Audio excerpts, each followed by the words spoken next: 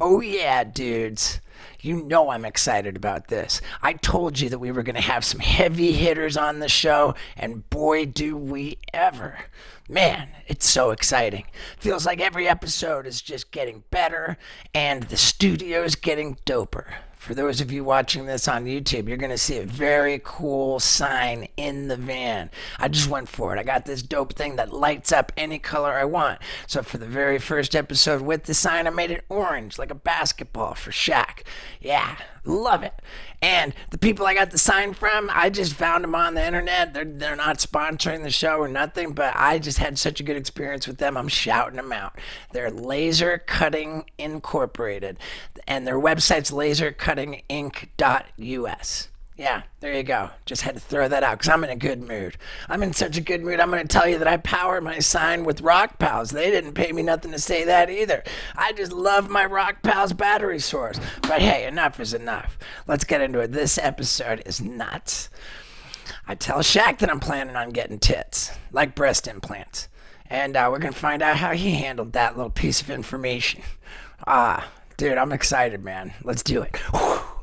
Yeah. All right, let's dive in. Ladies and What's up, gentlemen. fucker? Ladies and gentlemen, Shaquille O'Neal. Yeah, dude. All right, You know, man. you know what I should do right now? What's that? I should release that video we shot, Psycho. I was gonna say, dude, we dude, that song was like, it told me that Shaq doesn't give a fuck, man. You know, it was like, yeah, you try to shake my hand, I drag it through my ass crack, and like, what happened, man? How come that didn't come out? The corporate people thought it wasn't a good idea, so I have it in my vaults. Okay, it was like, because it was an aggressive track, dude. It was more like because listen, you're funny, I'm funny. It was supposed to be like a funny thing, but you know how people when they hear and see stuff, they take it seriously. Oh my God, he shouldn't say that. He shouldn't do that. Right. But the funny thing is about that. Can I tell a story? Of course. So when we got the video, Steve-O has a baby pool in it. And he ordered the producer to put shit in the baby pool. And he had everybody pee in the baby pool. Nobody knew what it was for. So at the end of the shoot, Steve-O and Wee Man jumps in it and start chasing people. Wee Man is the fastest little man I ever seen in my life. He got behind me like a little pit bull, and I was running so fast, and he just kept catching up. Luckily, nobody got me, but that right there was probably one of the best days of my life. I want to thank you for always making me laugh. Well, hey, man, thank you. I do. I got. We're pretty close to the same age. I'm 46 next month, 1 month from today, and I graduated from high school class of 1992. You were the first pick of the 1992 draft, Of and course, of course I was. and I looked up the 1992 draft.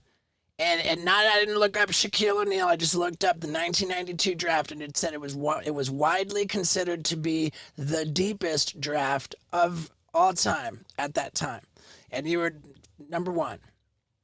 I should tell you, I'm a bad son gun. Yeah. Okay. So now check this out.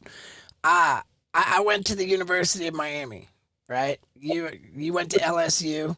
Right. There's no beef there, but and whatever, man. I failed out so fucking fast, man. I was only there for that one first year, but Right. I had this girlfriend, right? And then in 1993, I was in my only year there. I had this girlfriend. That was your rookie year with the Orlando Magic. Okay. Right. Now me and my girl were in her dorm room in the dorms. Okay, we're doing our thing. We're having sex. Okay, the TV is behind me. I'm just like regular old missionary style.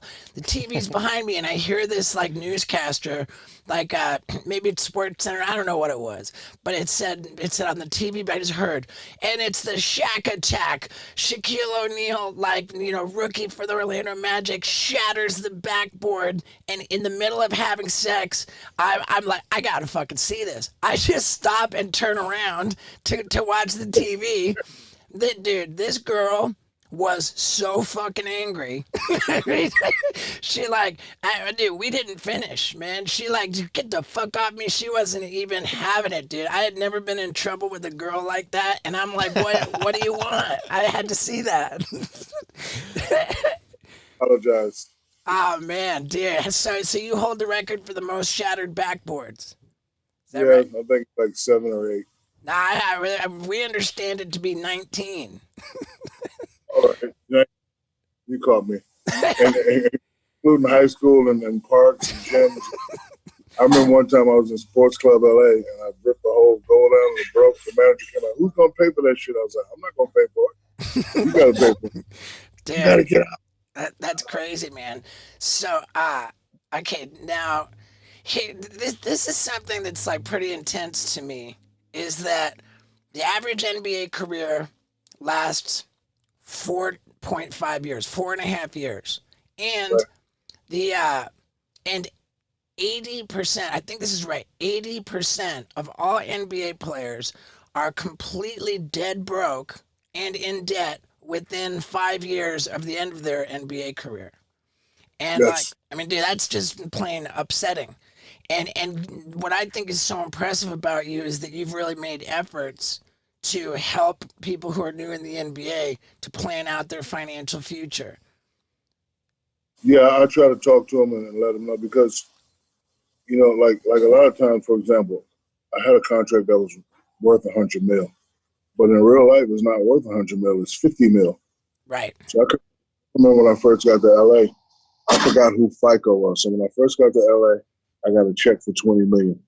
So I go in the Rolls Royce store. I got on sweatpants, and I look at the guy, and I was like, "Oh, hey, how much does this cost? 250." And in my mind, I don't want to spend 250 for a car. So the guy says to me, "Can you afford it, Sonny?" So I buy 3 cars right there, which is $1 million, which was a waste of money. Then I'm riding through Beverly Hills. I see a house, beautiful house in the mountains, perfect 7 million. I buy the house cash. So spent 8 million probably like in 2 days. So then my guy calls me and said, you spent your whole check. And in my mind, I was like, no, I'm getting 20 this year. He's like, no. In California, 20 only comes out to 10.5. You just spend 8 million in 2 days.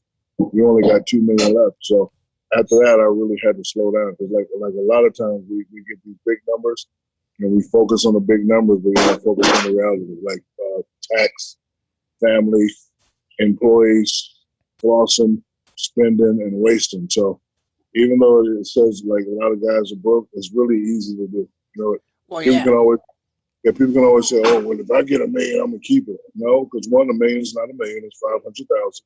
You still got to live your life, and you just got to be smart with it. So some guys are smart, some guys aren't. For sure. And when you say you got Hey, a hey, hundred million, hey, I don't want to talk to you. I want to talk to the other guy. He's just sitting there looking yeah, all you're pissed. right, Yeah, man. no, I forgot I didn't introduce my co-host Hey, Scott Randolph. he's 6 for 6 for not introducing me, so it's okay.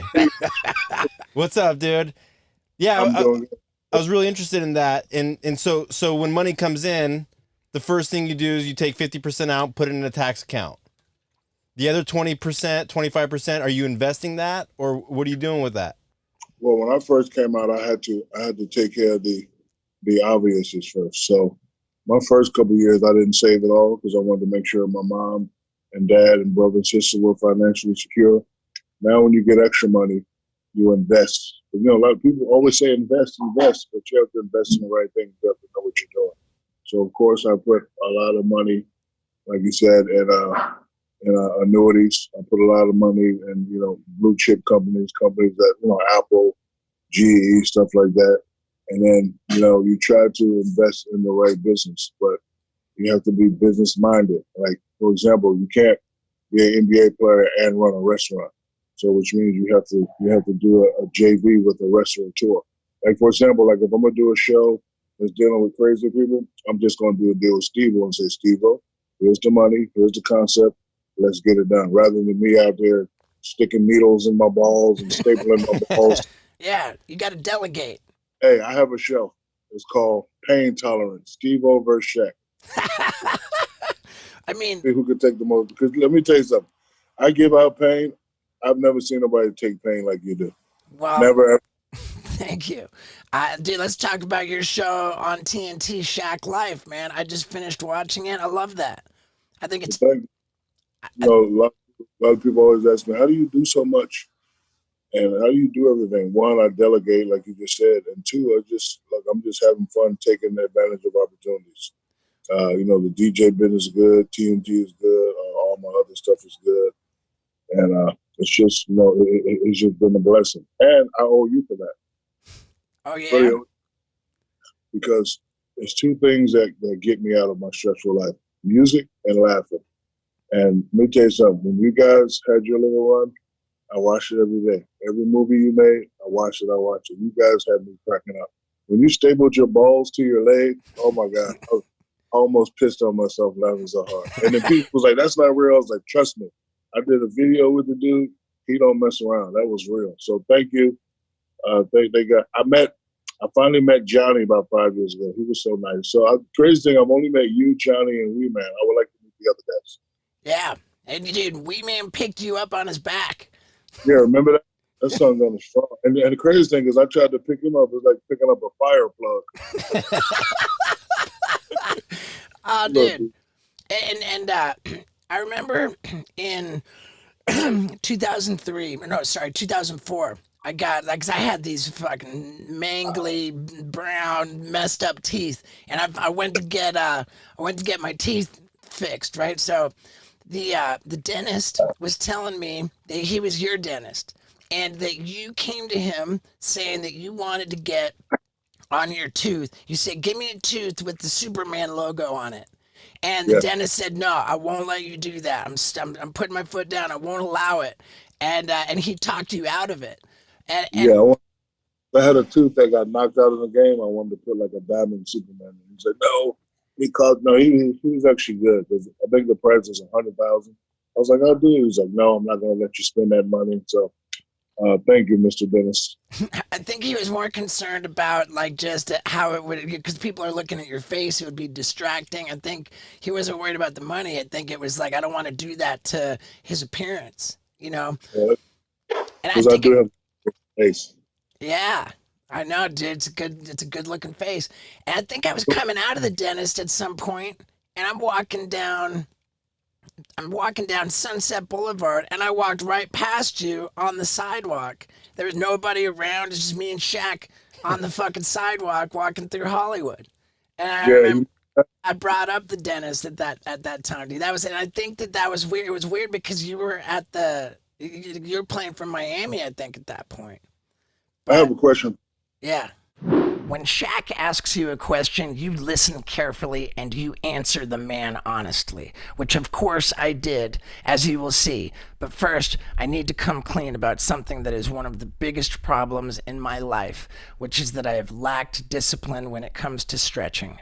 So my hamstrings are always super tight, which translates to lower back pain and my body generally feeling like a mess, which is not okay. Not at my age, not any age. You got to take care of yourself. So recently I said, you know what? Screw it. I got into stretching finally, and it helped. But you know what helped even more is this right here. It's called Theragun, okay? These people from Theragun gave me this Gen 4 Theragun, and I'm telling you, I have been raving about it on other people's podcasts, just about how much it's helped me. I just hammer my hamstrings with it, like use it all over. I can feel life being breathed back into my body. I can feel my back problems just going away. I love this thing so much. It's ridiculous.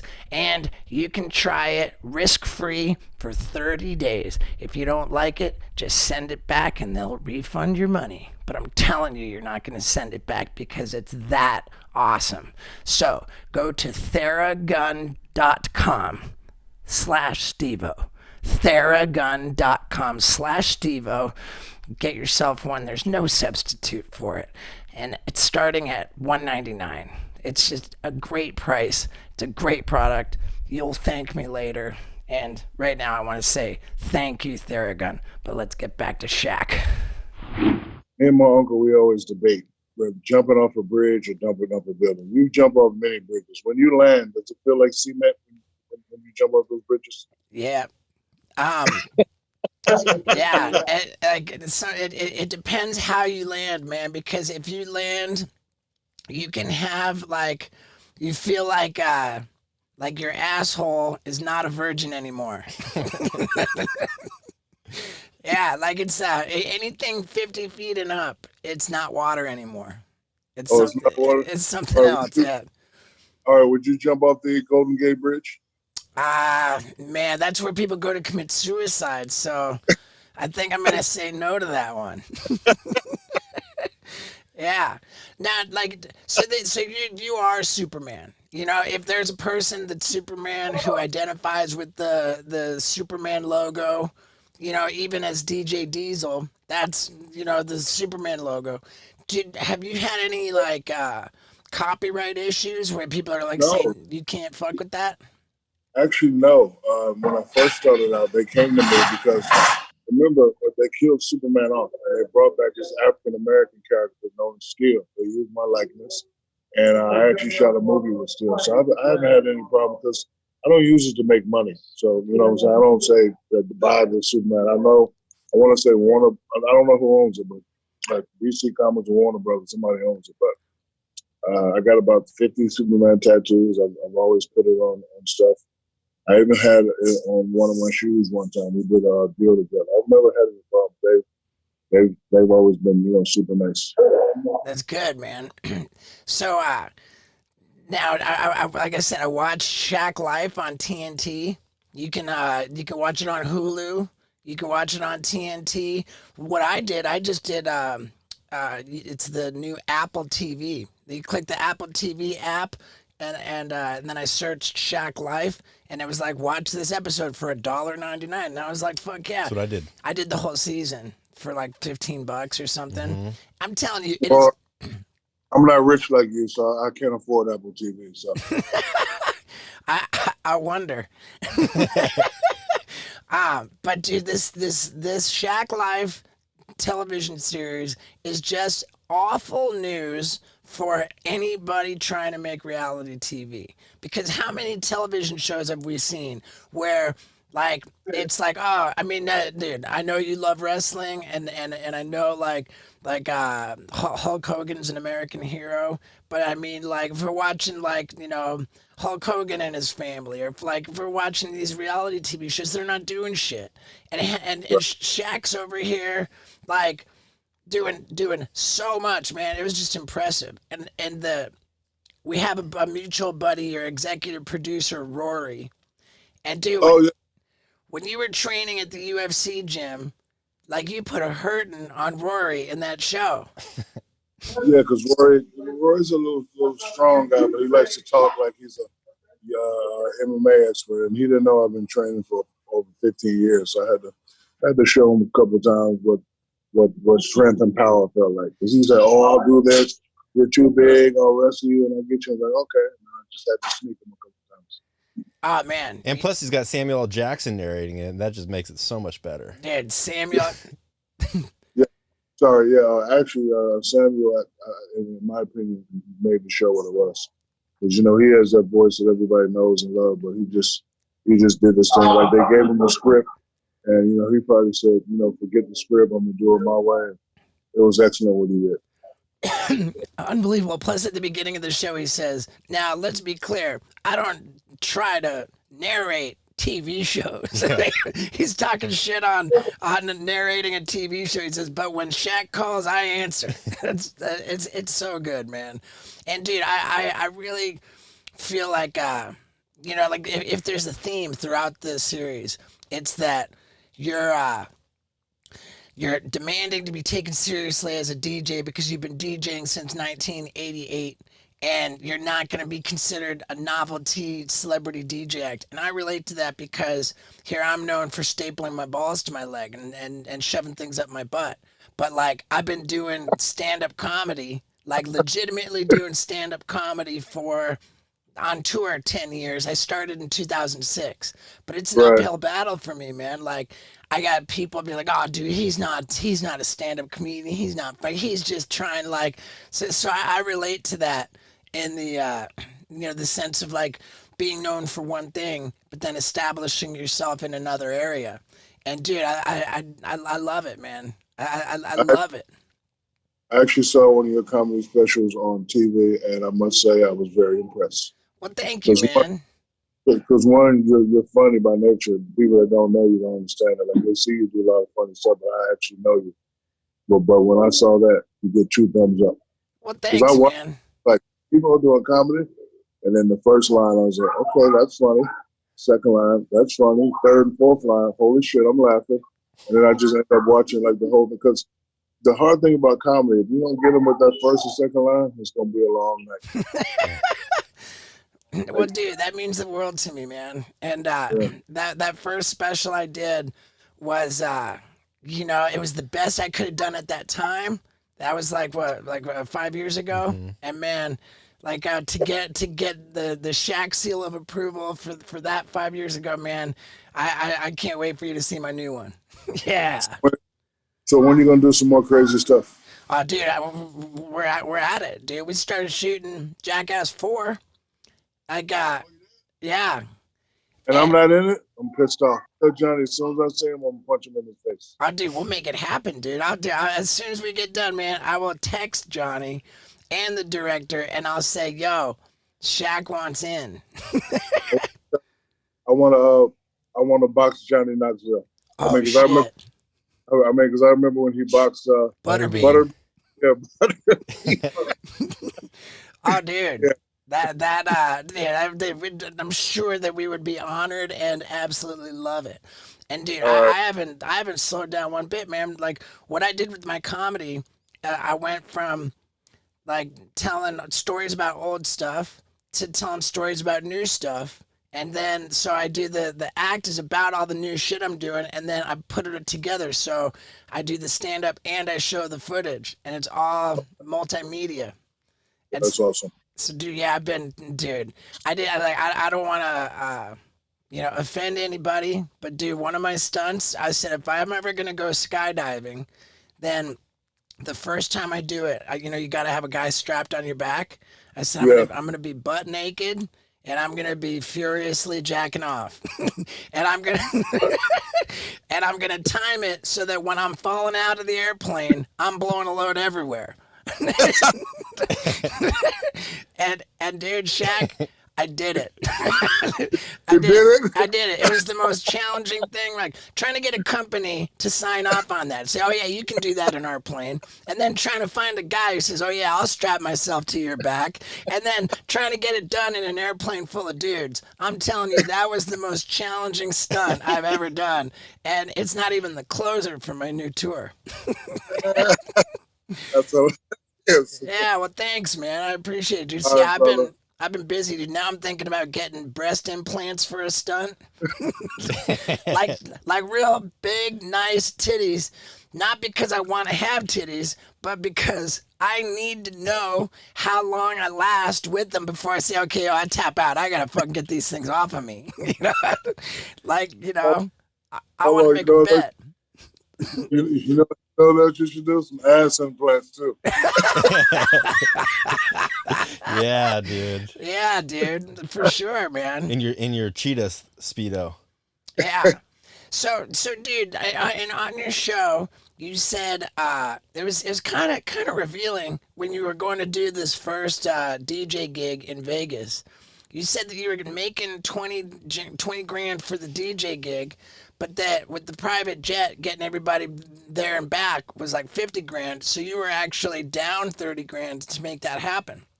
Right. And I mean, you gotta view that as an investment because when you're really in the DJ game, you're making hundreds of grand. Like when so that's like an investment in the future. But dude, are you really flying these private jets just all every time you go everywhere?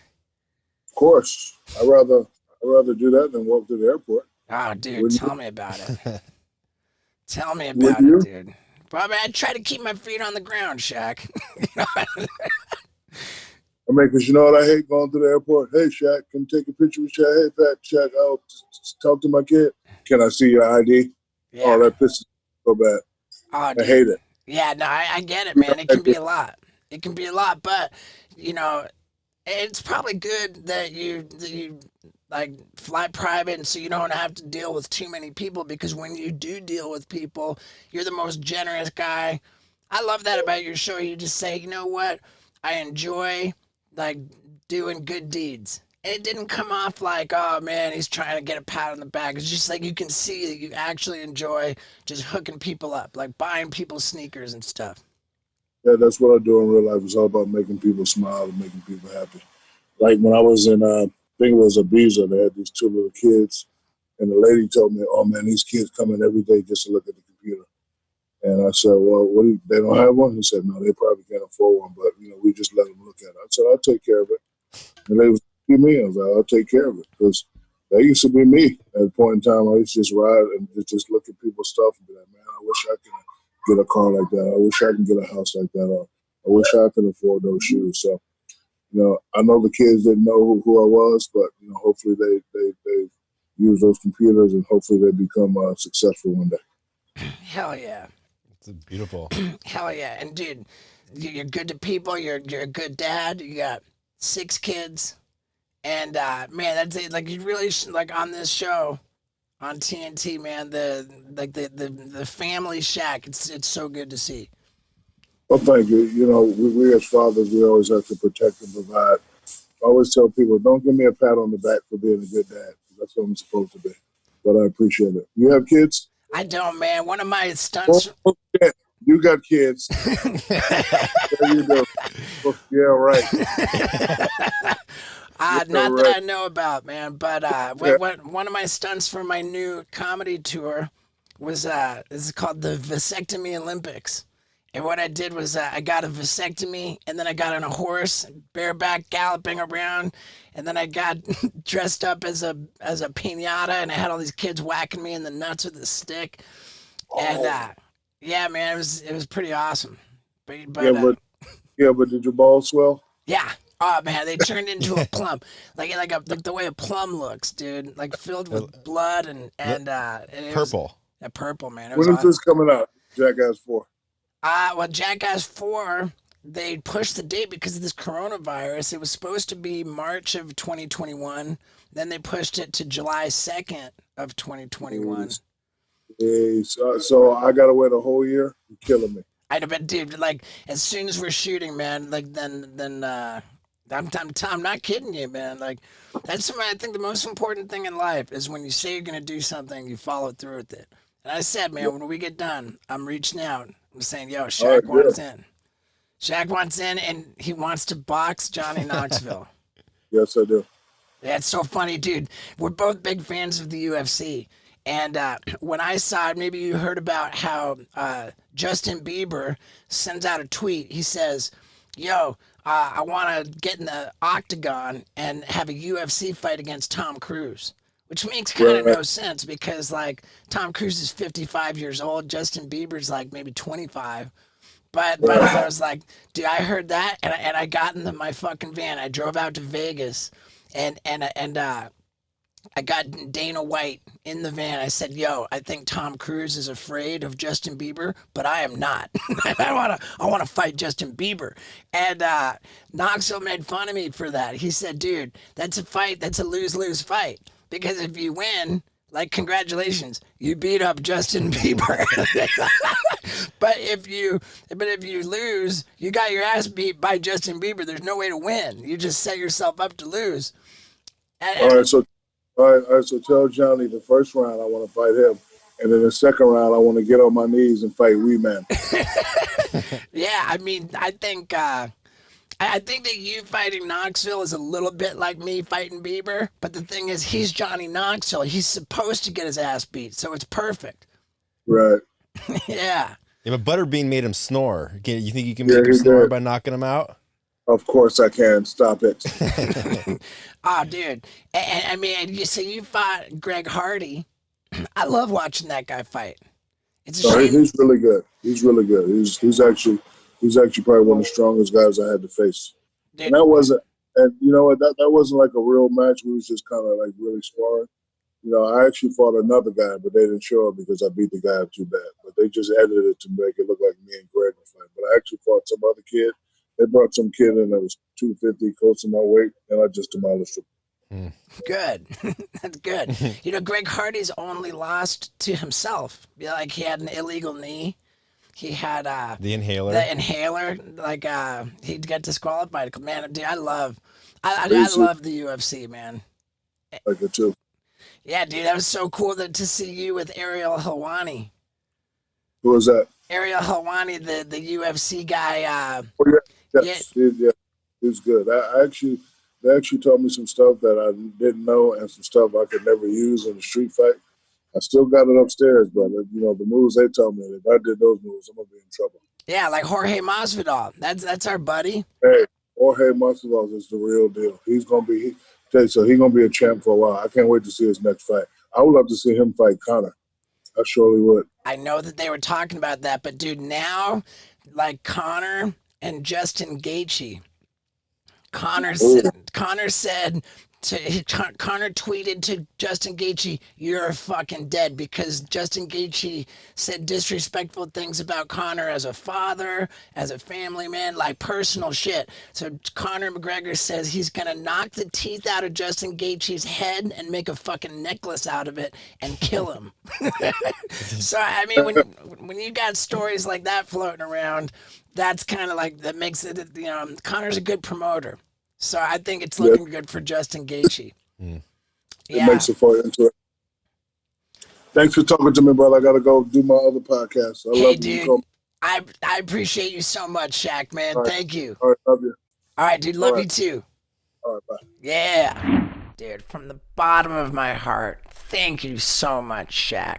And thank you guys for still hanging in there. You know how we do this. The people who hang in there right until the end are the ones who just I'm so grateful for. And I know that the sound wasn't the best on this, but for God's sakes, it was Shaq. So let's not worry about it too much. And in fact, let's do the street team thing and let Shaq know that we appreciated him doing that for us and for the Wild Ride podcast. Yeah, dude. I'm just super stoked, man. I'm super psyched, and we're gonna keep hitting it hard. And I'm determined to go every week. No, like weeks off every other week. I think really hurt the channel. In all reality, I think it did. So let's keep the momentum going. And thank you guys for watching. Thank you so much. Yeah, dude.